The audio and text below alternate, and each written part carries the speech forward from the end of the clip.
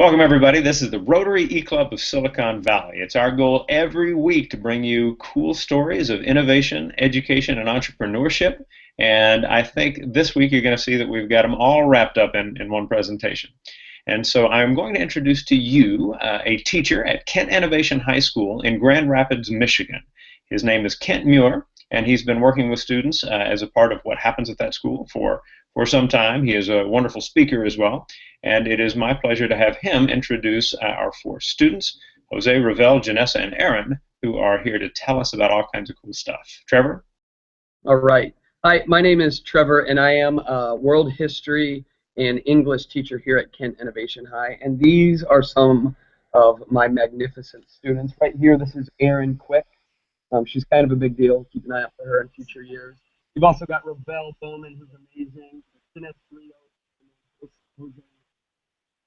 So they are some magnificent students, and what we really want to share with you today is kind of what we do at Kent Innovation. And instead of just telling you broadly what we do, they're going to share about a specific project that we did last spring that had some really big impacts in our community and actually in our global society. So we're going to talk about that, but before we get into that specific project, Ravel here is going to share a little bit about what project-based learning is, so you can have a grasp of what we do before we tell you what we did. So Ravel, why don't you share a little bit about PBL, project-based learning? Be here. Well, as the students, my name is Ravel, and I've been a student here at 2 years. You need me to speak louder? No, you're fine. Okay. I've been a student here for 2 years, and I'm here to tell you what makes project-based learning so great. So what exactly is it? Project-based learning is delivering the same content as public schools or regular schools, but delivering it in a fun, exciting, and engaging way that no other school around is doing. So, for example, to learn about World War II, we had a question: why can't we bring in real World War II veterans into the classroom, interview them, and tell their story to the world? Because some of them haven't been thanked before for their hard work and their service. That was a really deep and emotional appeal for me personally. I don't know.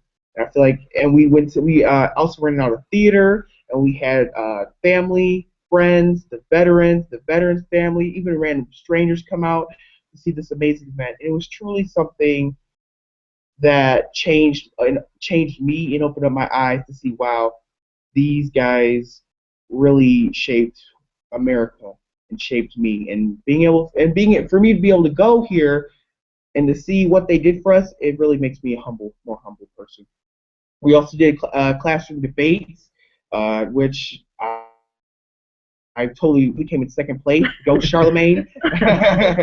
So we had a question: what would happen if a bunch of world leaders were in a plane and there was only one parachute?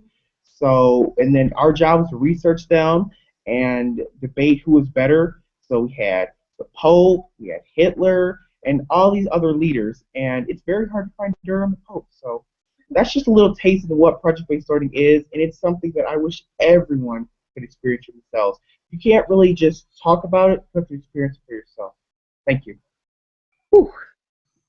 So, thanks, Ravel. That's exactly it. I mean, we're still taking the content that our state and our federal government ask us to teach. You know, we still have Common Core standards, next-gen standards, you know, state history standards, so we still have to deliver that. But as Ravel said, we're doing it through projects, engaging ways of getting kids involved in what we're doing.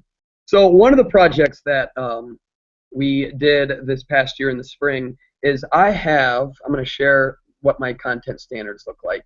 I've got these standards that deal with this theme of imperialism. Imperialism, if you don't know what it is, it's this basic idea of powerful, rich countries going into less powerful countries, taking their resources and bringing them back and making the rich country richer and ultimately the poorer country poorer. So I've got these state standards here, and as a project-based learning teacher, I've got to ask the question, how can we take these standards and make them engaging and real for students? How can we do something with these that is memorable for students, that they're going to be able to engage with and actually make some type of difference with? And so we looked at these and we thought, okay, and this is my co-teacher and I co-teach my class. We thought, okay, what if we found somebody who's been to a country that was actually imperialized in Africa, and she could come and share about what she did in that country. So we did some researching, found somebody, And this woman named Trace came and spoke to our class about her experience working for a microfinance bank in Burundi, Africa. Microfinance, if you don't know what it is, most villagers in Burundi do not have the credit to take out business loans on their own. And so they have to rely on charity to survive, or they don't survive. I mean, because of all the imperialism that took place, which is in our content standards, there's a lot of poverty in Burundi. And so microfinance, they give out loans to entire groups. So 30 people might apply for a loan, and they split up the money equally, and they start their own businesses. But when it's time to pay the loans back, they pay back corporately as a group rather than individually.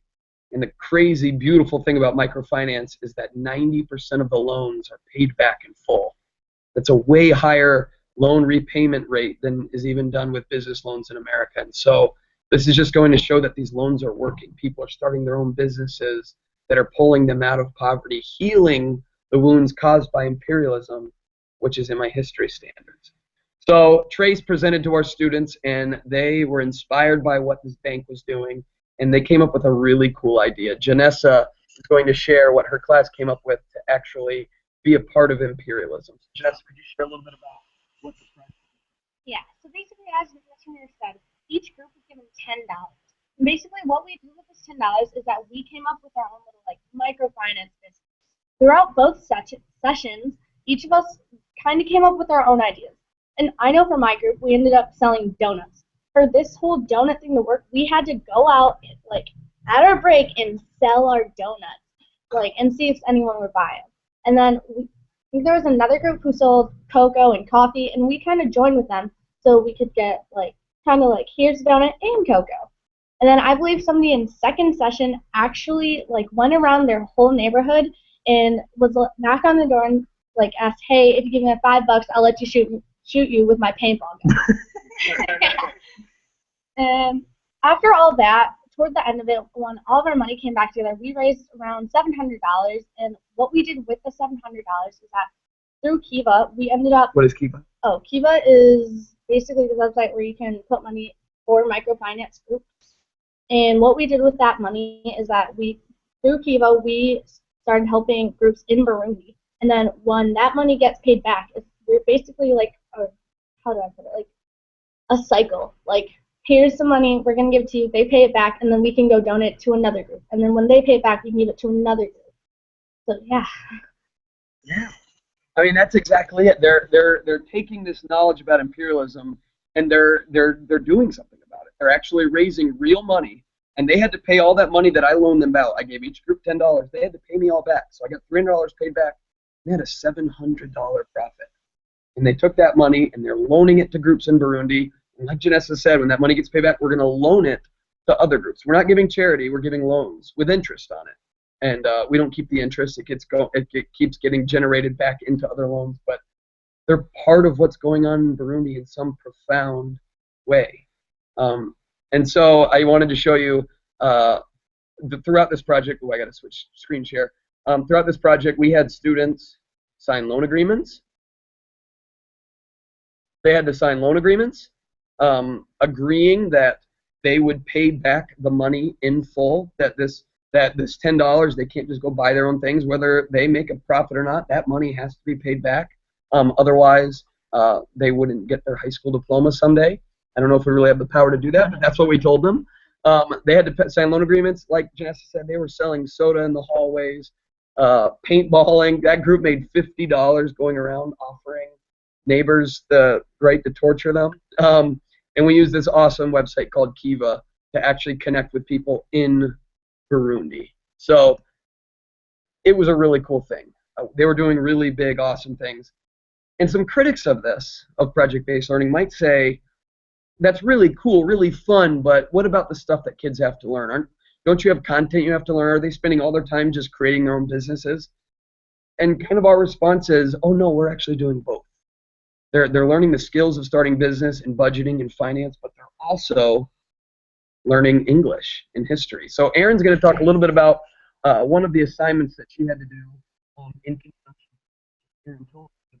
So what we had to do for English and history was we kind of had to write a historical narrative. And so we took the history content we had two separate countries, and one country would be the one imperializing the other. And so we had that for history content, had to like research all about these countries, all about this imperialism, figure out where things happened, how they happened, who was in charge of them, so on and so forth. And so our ELA content was we had to write a fantasy story about this. We had to take points of views from like a child or an adult or a soldier or etc. and all that. And so we had to write up where this happened, and we kind of took this and put our creativity into it. We kind of like got all excited and was like, yes, I get to write a story with using history. Like, this is awesome. So easy. And so it was just so cool to be able to put my creativity into this writing, but also learning the historical content behind it. So there's a lot of learning happening naturally. I mean, when you're this excited about helping people in Burundi and starting your own businesses and going to the bowling alley on the weekend and selling chocolate and taking your profits and making it into more profits, it's going to make you work hard in other facets of school. So Jose is actually going to talk about what motivates you to work hard on this. Jose is going to talk about what motivated him to work hard on the essay as well as creating his own business. So Jose, my motivation for everything and all this was to help the families that were in need, because like it's not just a person, because in a group there's like families that could be helped. It's not just for one person, because people in Burundi, they need to get donations. Like if they talk about what they get loans, if they get donations from like Goodwill or organizations for like clothes, but if those run out, they don't have to do anything. Like they don't have nothing to do when they're under spare time. So with the website that we use, once they get the loans, they can start their own businesses. Like they can go sell food, buy sheeps, sell clothes, and also thing is when everything's done, like we get our loans back, I can just feel like sympathy that we helped somebody up in need, like their family, they can finally feed their kids for once, full meals, they can get dressed, they can get homes now. It's kind of a life-changing moment, but you don't see it because you're not there, but you can just feel it. it's a beautiful, wonderful thing. So that's that project. There is a lot to it. It's a lot of work for these students. This was probably way harder than just listening to me lecture or reading a textbook about it.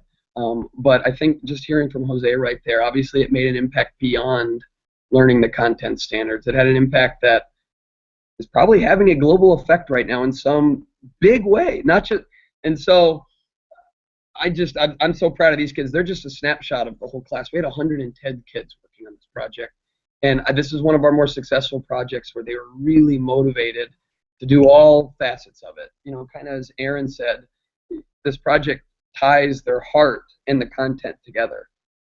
Does that make sense? They're learning the English as well as empathy and hard work and finance and all these other things. So that's project-based learning. We're all huge advocates of it, and we're really honored and glad that we got to share it with you today. Very cool. That's awesome. Now there's a number of questions that kind of immediately leap to mind for me. Before I do that, I want to introduce another person who is on the call. This is our treasurer, Alan Thompson in Bakersfield. And our members are actually not just in Silicon Valley. We have members in other parts of the United States, Michigan and Utah. We have members in Canada and Quebec and Ontario, and a member down in the Western Cape of South Africa, where I am going to be when this program is part of our meeting. So I am excited to be able to see these things and to think about some of the things you said while I am in Cape Town. So Alan, I'll let you start with any question you might have, and then I'll follow up with further questions, and we'll see kind of what other ideas we might be able to share as a part of it. Good morning. The question that came to mind when I was listening to all of this is your structure, your physical structure for your classes. I think of a high school classroom as being a set of rows of desks that are all you know, nicely in a line, but it doesn't sound like you would necessarily have that kind of a layout for classes. What does one of us like, and typically on a typical day operate?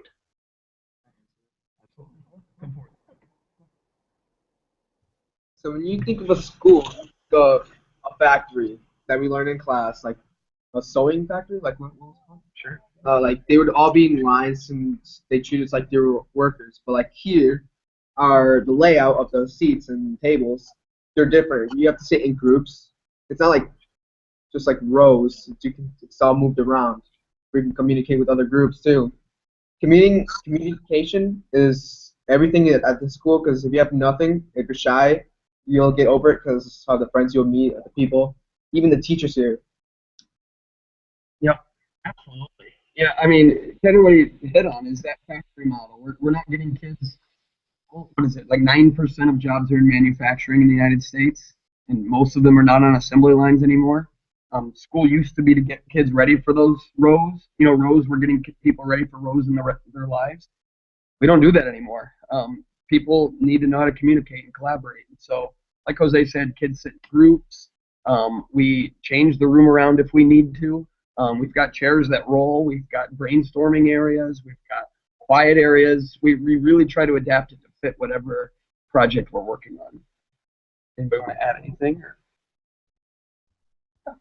That sounds much more engaging, and it probably is on the teacher to handle classroom management a little bit differently, but it seems like it would and appears that it does work very well. The high school where Trevor and the students are puts on an event each year called Nova Now, which is in part it's a showcase of all the amazing things that happen there, but that's really to serve the opportunity to generate really good discussions about what's possible in education. And I had the pleasure of being able to attend that conference a year ago. And so being able to, you know, kind of see the group again is kind of fun for me. And one of the things that struck me right off the bat was that the students that I was meeting as I walked into this place that looks more like, you know, Stanford Design School than it does a traditional classroom for sure. And as the students were coming up to me with a lot of confidence, you know, hello, welcome to our school. You know, what would you like to see? You know, and this kind of thing. I thought, wow, you know, this is impressive. Trevor, students, I would love for you guys to describe part of the process that students go through when they first come to Kent Innovation High that helps them gain that kind of confidence to present themselves at a higher level than maybe they were used to before. And let me make a comment before you start, and that is that your microphone seems to be very directional and doesn't go very far. So when you're speaking, be center on the screen and a little bit close. Well said. So basically at KIH, when you first come in, it's a new school for most of the people. Like my freshman year, I was super shy and I didn't want to talk to anyone, and I was like, oh, this is a new school. Maybe I shouldn't like talk to anyone because maybe the upperclassmen might be mean. But as the day kind of went on, like the upperclassmen were so nice to me, and they were like, hey, what's up? Like I'm like blank, and it was just like it's such a welcoming community here. There's no like negative vibe from anyone. Everyone's so confident, and I think when you're kind of comfortable with everyone, that's how I see it. Like there's no like, oh, I'm gonna hang out here with my grade. Like everyone's kind of one big family here, and I think that's why we're so comfortable, and I think that's where the confidence kind of comes in.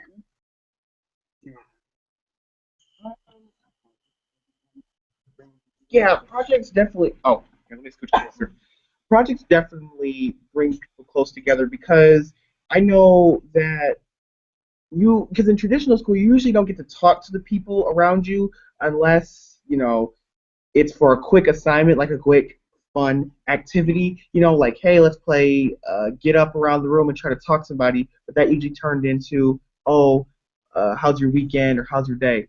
But here at Kent Innovation, being able to talk to our groups, that really turned into a deep discussion. Like we were talking about Burundi, we really did have an emotional appeal, like Jose was talking about. You know, like our teachers, our facilitators said, hey, whoever gets the most money, let's have donuts.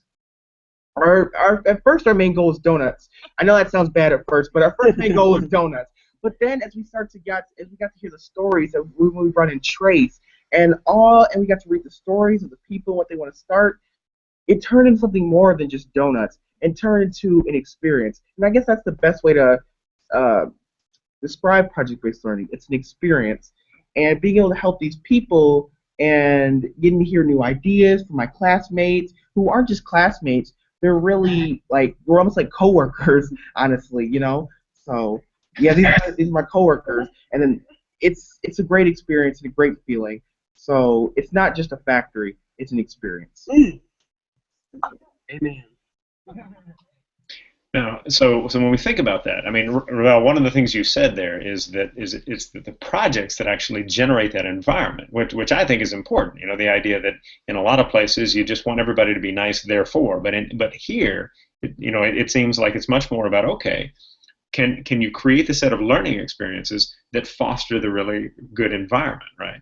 Now, Trevor, as you look at this, and students as well, are there particular projects happening in other kind of in other classes at Kent that really stand out for you as fascinating in some way? Maybe just you kind of give us a quick synopsis of other things that are happening at the school.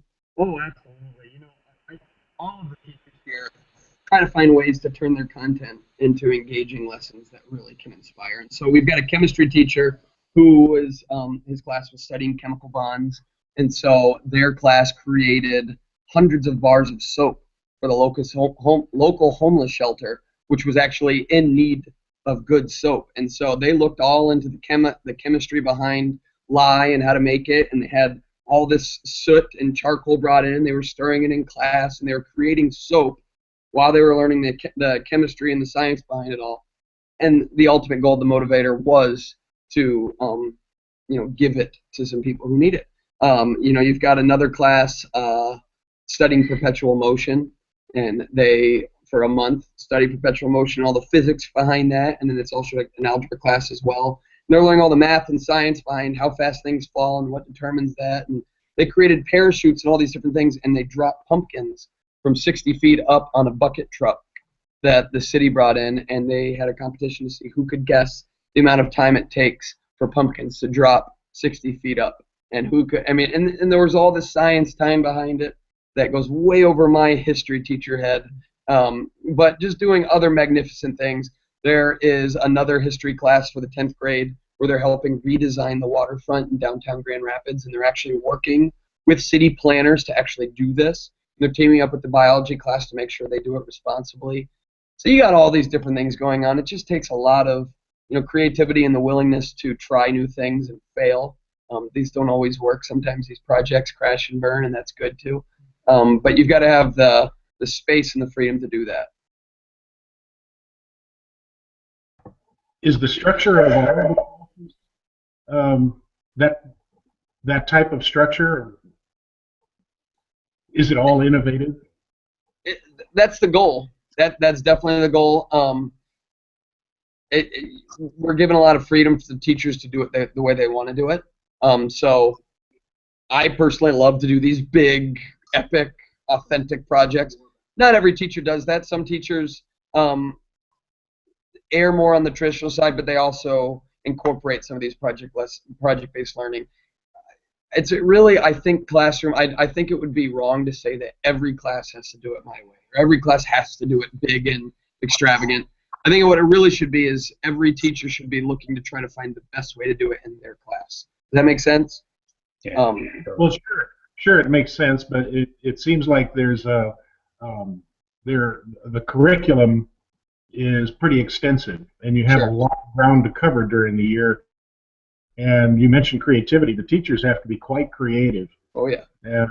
In order to cram all that curricula into the year. Yep. Without putting it in a more regimented way, which is the traditional way of teaching is very regimented and very timed and. Well, what I really love. Very much more effective.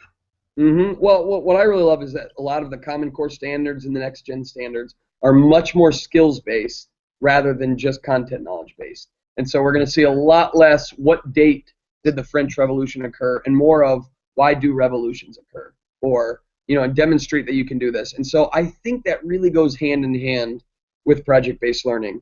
I still give history lectures sometimes. I still have to deliver information because it's effective sometimes. And also I have to make sure they know some of this content knowledge. But I always try to mix it up with some type of authentic buy-in. There's always going to be something making them want to work hard, even if it's not always fun and exciting, right? It sounds to me like, you think about the content and you think about something, a country like Burundi, and there is some ridiculously small percentage of Americans who could identify where Burundi is on a map, right?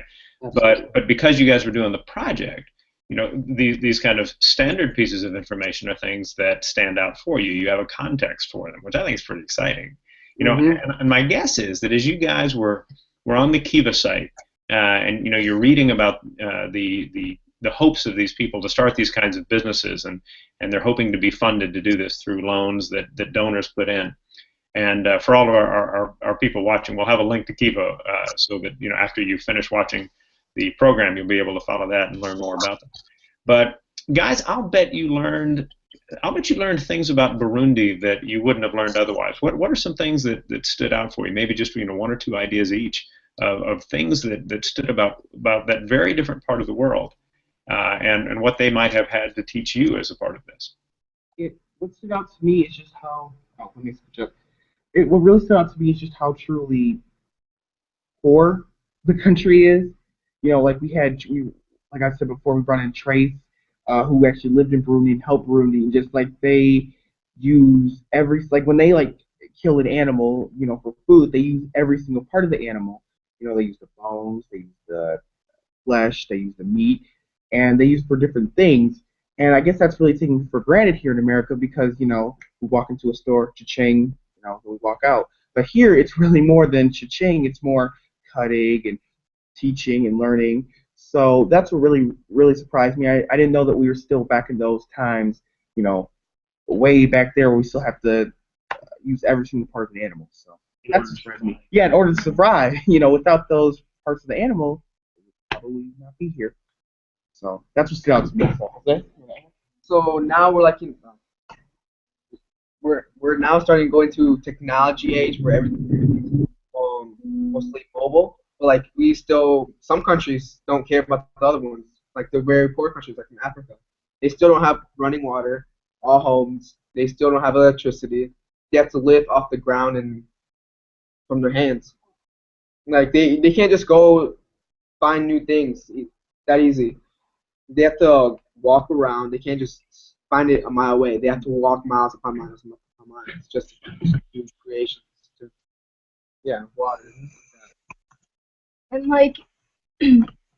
with Burundi, there's also a kind of rich side where people are a bit more wealthy, and there's extravagant dances, extravagant food and clothing, and all these different types of culture things. And it's so interesting to me because it's literally like you have two separate cultures in one country living together, and it's you almost wonder how can those rich Burundi people not notice the poor ones? How do they do anything about it? What do they do? How do they do it? And it's just an interesting concept for me to understand because it's hard to explain. It's just an interesting concept how two different types of people live in the same country together. Yeah. Something I kind of found kind of amazing to me was the fact that even the people who work for it, they kind of saw the brighter things of everything. They were still happy. They weren't kind of moping around about it. They still kind of found that happiness even though they didn't have everything. They still had their family. I feel like that made them happy. The fact that they were still alive made them happy. Not material objects made them happy. Just the fact behind, hey, I'm still alive. I'm here another day. I'm happy right now. Very cool. So when we think about that kind of thing, right, and I love what you were saying, Janessa, right there at the end about the idea of what is it that makes people happy, right? And it's certainly the case here in the United States where we have access to lots and lots and lots of stuff that maybe we are not as happy as people in some places where it's not so readily available. And those extremes can be interesting because those extremes are certainly present here as well. So we actually, I think, have run across our time on this. So what I'm going to do is I'm going to wind down with some last comments. And then, Trevor, what I'll do is I'll give you kind of the last word for the broadcast. But for everybody, we thank you very much for joining us this week. It is very much our hope that the content you find in our meetings is inspiring to you in some fashion, that you learn about the projects we're doing to help others, the projects that people like the students here are doing in Grand Rapids to make a difference where they are and across the planet, and you think, I've got to share this. So let other people know about SiliconValleyRotary.com and the work we're doing. We would love to have you visit at any time. You can get to us 24 hours a day, 7 days a week.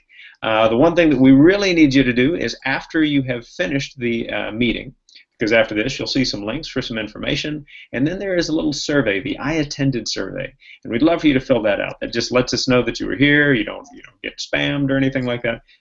That just helps us. So please fill that out. If you are a visiting Rotarian, that will also generate the email that you can use to pass along to your club for a makeup for a missed meeting at your own club. And then at the bottom there is the Discuss section, DISQUS, and we would love for people to give us comments. What are you learning from the people who present here or from the other pieces of the meeting? What kinds of ideas are there? And you might read other people's comments and reply to them because you can. You can sign in via your Facebook account or another account, or just create your own Discuss account, and that would be perfectly good for getting involved in what we're doing here. We hope that what we talk about in terms of service above self as it relates to innovation, entrepreneurship, and education is exciting for you, and we hope to see you again next week. And for our last word, I'll hand it over to Trevor. Trevor, up to you. I am clearly in the presence of greatness right here, and it would be a sin to spoil this opportunity. So, teachers out there, we've got to take advantage of this. Community members, business members, Rotarians, you've got a lot more of these around you, and we just got to harness it. So we've got to make learning engaging and fun. So thank you very much for having us today. This has been great. Let me ask a question. Let me ask a couple more questions. Trevor, can you move the camera so that I can see everybody all at once? Everybody in the screen? Everybody lean in over there. Okay, my question is, how many of you had heard of Burundi before your project? No. So my second question, I guess that answers itself. I was going to ask you how many of you have been to Burundi. Obviously, that's none of you. My third question and last question is, how many of you really want to go now? I would. Fun. And there you have it. Cool. Good stuff. Ladies and gentlemen, thank you very much for joining us, and we will see you again next week.